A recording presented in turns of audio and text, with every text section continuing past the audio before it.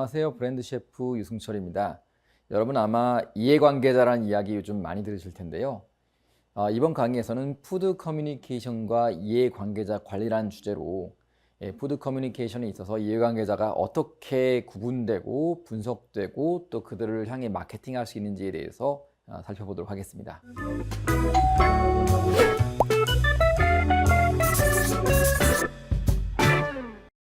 오늘의 메뉴 설명드리겠습니다. 스테이크홀더의 개념과 등장 배경, 역사적인 배경을 말씀드리려고 합니다. 두 번째로 설득을 위한 커뮤니케이션 캠페인을 어떻게 구성할 수 있을지 그 개념과 실천에 대해서 말씀드리겠습니다. 마지막으로 실제로 푸드 커뮤니케이션 전략에 이해관계자 관점, 스테이크홀더 관점을 어떻게 적용시킬 수 있을지 그 이야기를 해보려고 합니다. 자, 고객 개념이 변화하고 있습니다. 과거의 기업들이라고 하면요, 당연히 영리적인 성격을 졌는데요. 요즘에는 영리적인 기업도 비영리 재단을 가지고 있는 경우도 많고, 많은 비영리 기업들, 영어로 얘기하면 non-profit organization도 기업의 영리 기능을 좀 차용해서 활동하고 있기도 합니다. 이제는 단순히 고객으로 존재하는 것이 아니라 고객이 주주가 되기도 하고 또 주인이 되기도 하고 시민이 되기도 하고 청중이 되기도 하고 타깃이 되기도 하는 등 다양한 역할을 하고 있는 것이죠. 그래서 기존의 고객 개념은 한계가 있다고 설명할 수가 있겠습니다. 또 다른 면에서 이해관계자 접근의 중요성을 말씀드리려고 하는데요. 기존의 고객은 왕이다라는 관점이 위협받고 있습니다.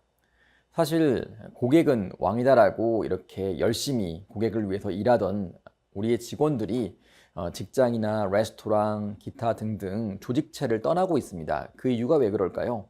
이제는 고객뿐 아니라 직원도 우리의 이해관계자로 간주하고 살펴보아야 한다는 그런 의미 때문에 그렇습니다. 그래서 이해관계자 이야기를 좀 했는데요. 이해관계자를 영어로 스테이크홀더라고 합니다. 우리가 먹는 스테이크를 이야기하는 것이 아니고요. 스테이크라고 하면은 일종의 관심인데요. 관심을 가지고 있는 사람을 스테이크홀더라고 하는 거죠. 그들이 이해관계자라고 번역이 됩니다. 그래서 이해관계자는 단순히 우리 고객뿐 아니라요. 다양한 사람이 이해관계자가 될 수가 있는 거죠.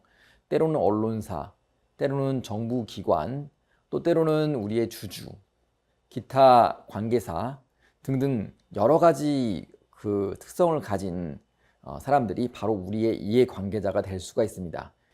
앞서 이해관계자는 관심을 가지고 있는 집단 또는 사람이라고 말씀드렸는데요.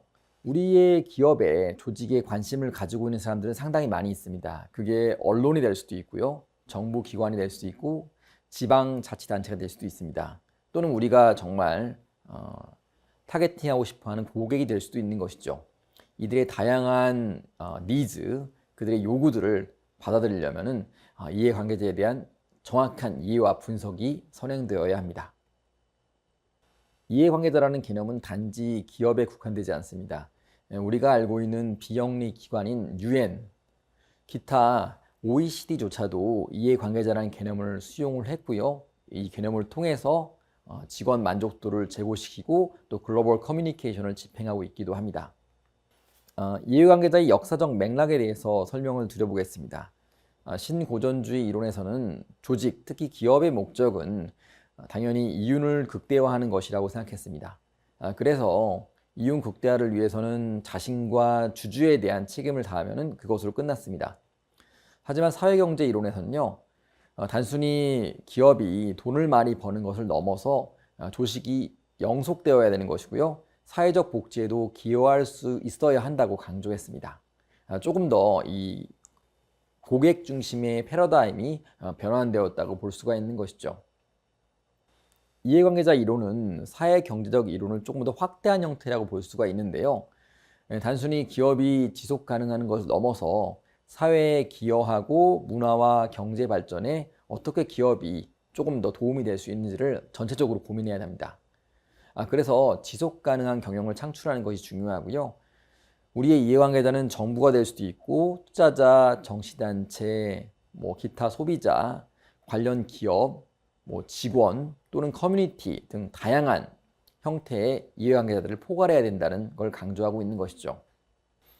예를 한번 들어볼까요? 2023년 7월 일본 도쿄의 랜드마크죠. 스카이트리에는 대기 중에 CO2, 이산화탄소를 흡수하는 기능을 가진 친환경 자판기가 설치됐다고 합니다. 예, 도쿄 스카이트리에 설치했다고 하는데요. 이 자판기는 일본의 최대의 음료 기업 중 하나인 아사히 그룹이 만든 자판기라고 합니다. 왜 자판기를 만들어서 이렇게 투자를 했을까요? 예, 마찬가지로 기업의 사회적 책임을 다하고자 하는 하나의 캠페인이라고 볼 수가 있는 것이죠.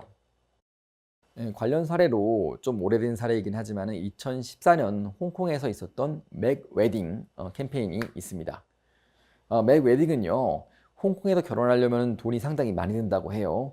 그래서 맥도널드를 웨딩 장소로 대여하자는 그런 캠페인입니다.